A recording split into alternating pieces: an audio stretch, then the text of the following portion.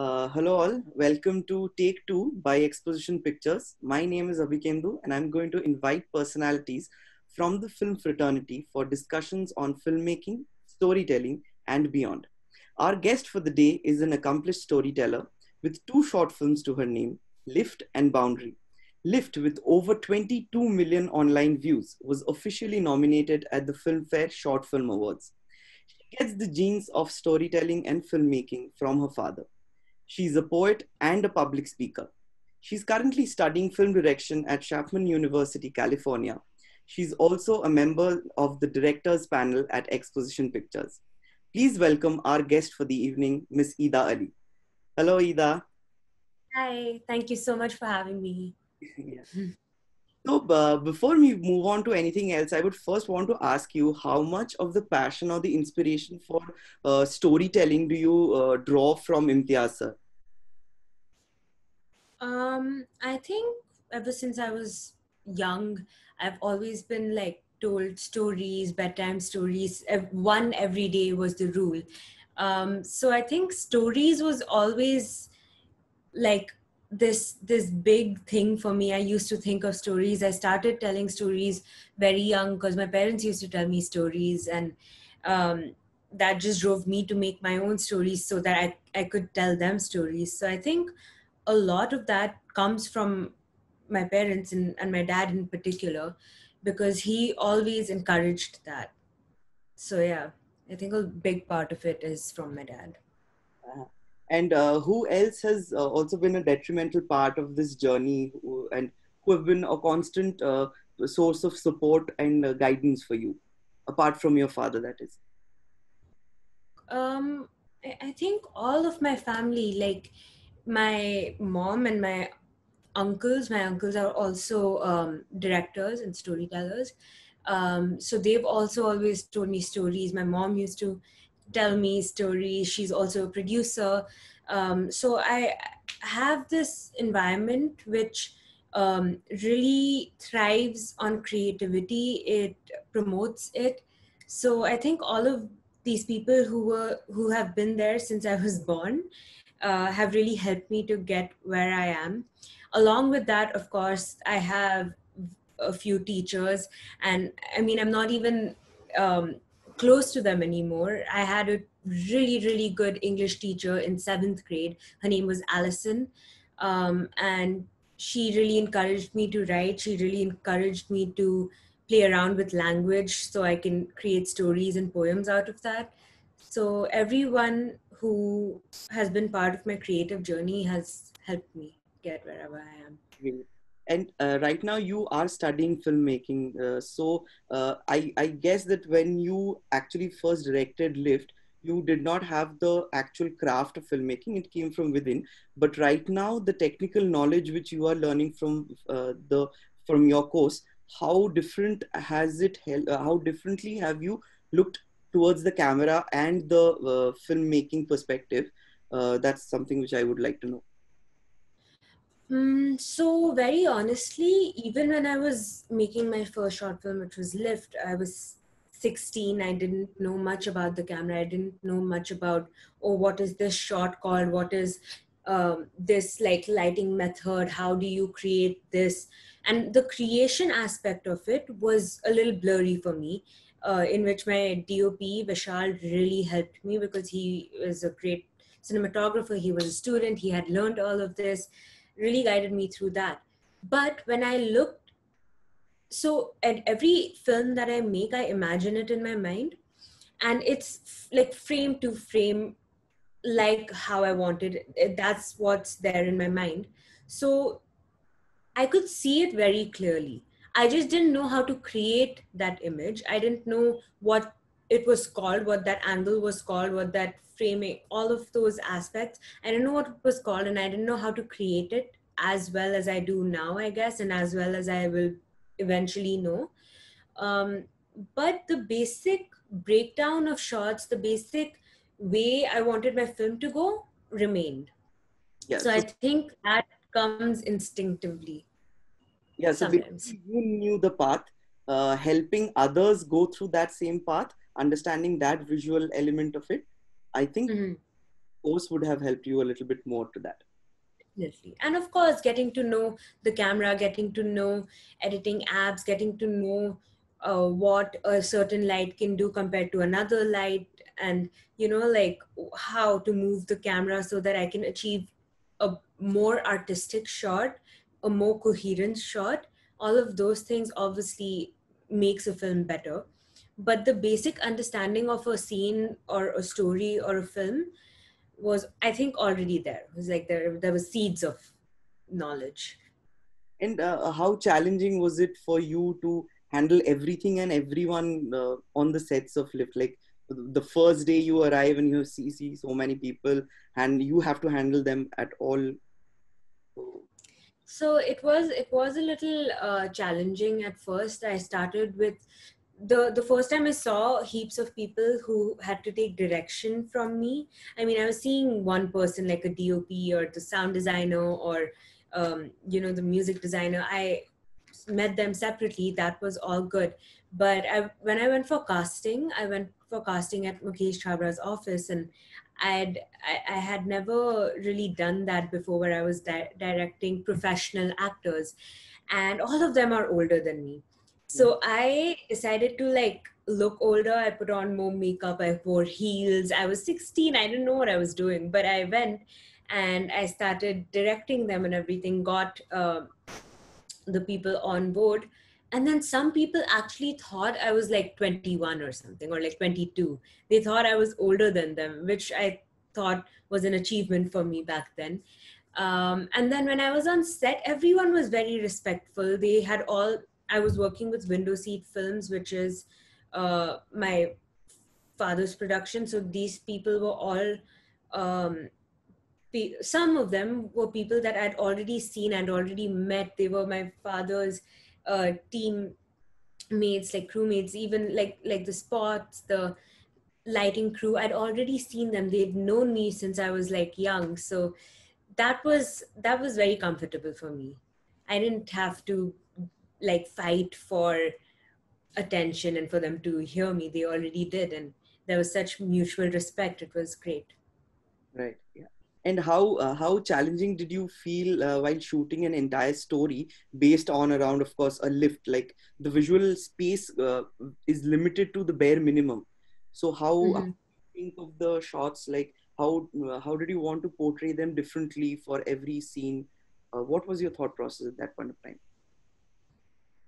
Um, I when I first thought of the story, it was obviously like I was traveling in a lift. I thought about how a whole story can just be in a lift because there's so much that happens. I see some neighbors, they're fighting, and I'm like, oh, there were a bunch of stories that could be portrayed.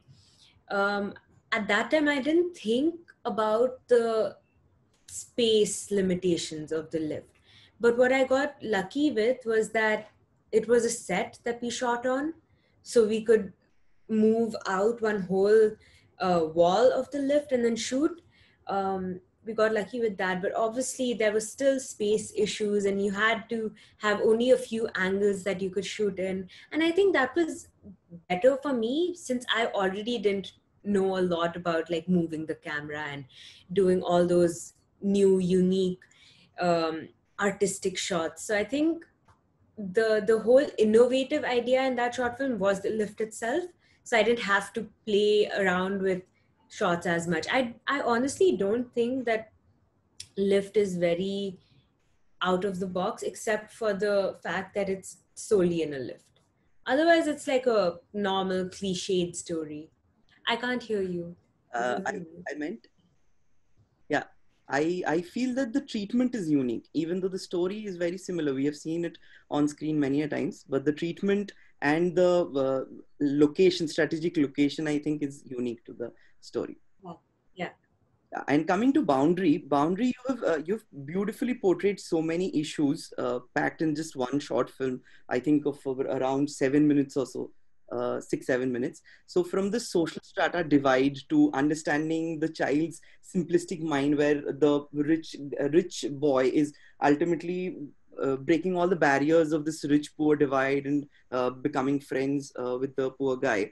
So, given the experience of lift, what were the takeaways which you made sure that you'd take care of in boundary? Like, what were the mistakes which you did in lift and you made sure that that doesn't happen? Um, so there were a few mistakes I think I did in Lyft, but not as many as I made in Boundary. For me, Boundary, I definitely think it's a much better concept. It's more thought provoking. I like it more. But there were a few mistakes that I made in that film that has really taught me.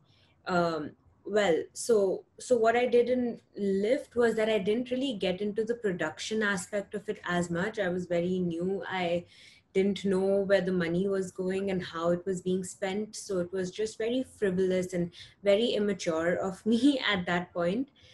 So when we got into Boundary, I took care of where the money is going and seeing how we're getting people on board, how um, much is a location costing and everything. And I wanted it to be on real locations because the lift I shot only on a set.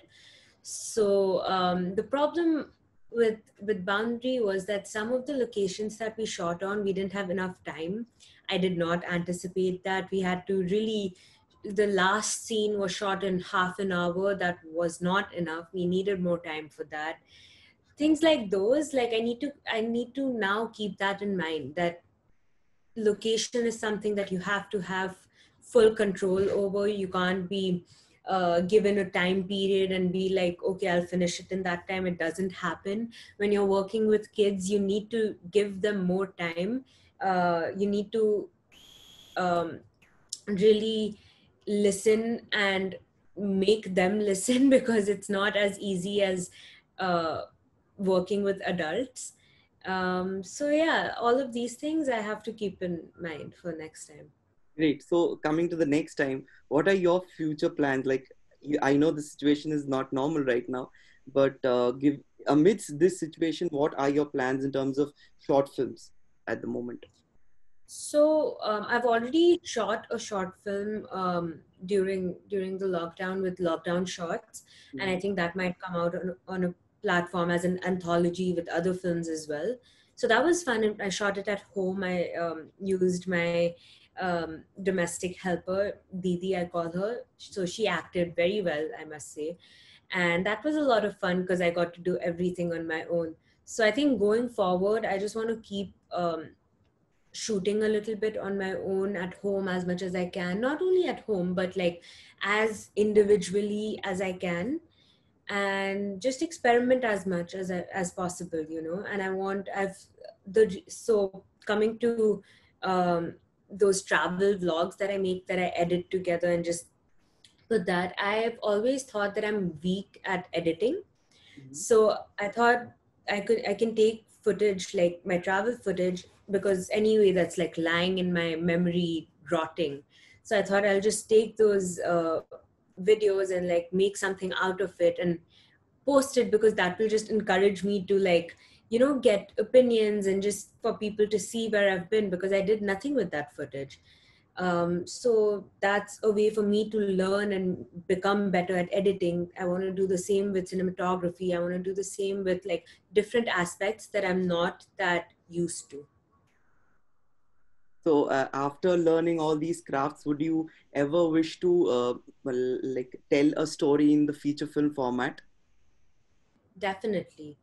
That's always what I want to do. Feature film. I want to make a feature film. I want to make TV shows. I want to make more short films. But I think each story has a platform or a length, or you know, like a style that it should be told in, and I have those stories as well. So if given a chance, I would love to make a feature film Great. eventually. I don't think I'm ready for it Good to that. just yet. Yeah. And you also mentioned right now that your YouTube channel has a lot of travelogues yeah, uploaded over there. So it's very evident that you are a travel enthusiast. So how difficult is it for a travel enthusiast like you to be stuck in just one place for this massacre situation? How are you coping up with that? It is pretty tough, I must say, because I had moved to California recently, and I had anticipated living there for 4 years, and to move back into my house, becoming a kid again. It's a little difficult. Along with me not being able to travel, which was always like at the top of my list for any vacation. Summer break, I would definitely go somewhere. Um, and then not being able to do that is tough, but at least when I do that, I'll appreciate it more. I'll appreciate traveling and seeing new places more, because I haven't done that for so long. Great, great. Let's hope the situation gets better. That's all I It think. has to get better someday. Hopefully. Like, it can't just keep going on. Hopefully, yeah. Yeah, and this is the last question. I think this is a very typical question which you might have been asked many a times, but which is that one go-to Imtiaz Ali film for you, and of course the reasons why. Um, it's a film that I didn't quite like when it came out, or when it uh, before it came out. I watched it, Rockstar. Oh, Um, I didn't like it at that time, and I was like, I actually turned 11 when the movie released, the same day. um so, but I was like, it doesn't have anything funny. It's so deep, and like, why would anyone like this? I always wanted my dad to make funny films, and it wasn't really funny. It had aspects of comedy, but not really. But now I just feel like it's such a true film, and I've seen them make it. I was on set a few of the locations, and everyone involved was so passionate. Like, every single person in that film, they believed in it. They were very, very into what they were doing. The costume designers, the costume assistants, the camera men, the lighting crew, everyone just had this image of rock star, and that's what they made. That's exactly what you see, and I just feel that passion when I'm watching the film. I feel the great acting, the great storytelling. I know it's my father, but I'm really impressed, and I keep watching that film because I really like it. true, true. I absolutely agree. Rockstar is absolutely lovely. However, Tamasha is a little close to my heart, Yeah, a because lot of people. engineer over here, so guilty. Of course, Yeah. it had to be. It had to be. I had the opportunity of meeting Sir in Calcutta. He was here because he was the producer of a Bengali film, Teen Kahun. So we were met at the premiere, and I told him the same thing, that Tamasha is very close to my heart because the story is so relatable to me. So that's that's something I really. Yeah, so I think Tamasha is that one film that a few people have connected so much with, that they've changed their entire lives based on that one film. Like, their entire lives. And that is really like, even if one person connects to a film like that, I think the film has done its job. Absolutely, yeah. Anyway, I think that's about it from my end. Thank you so much, Ida, for your time. It was great You, interacting with you. great. Thank you to all the viewers out over here. Please go and watch Ida's latest vlog on her Jordan family trip from 2017. She just uploaded it, and I was just looking at her YouTube channel, so I thought I'd just include this over here. So, yeah, thank you. Thank you. Hey guys, please go and watch everything Exposition Pictures has on their channel. Subscribe to them, like, comment, share, do all of that. There are a bunch of creative people involved, and I'm sure you'll enjoy being on that channel watching their videos. Thank you.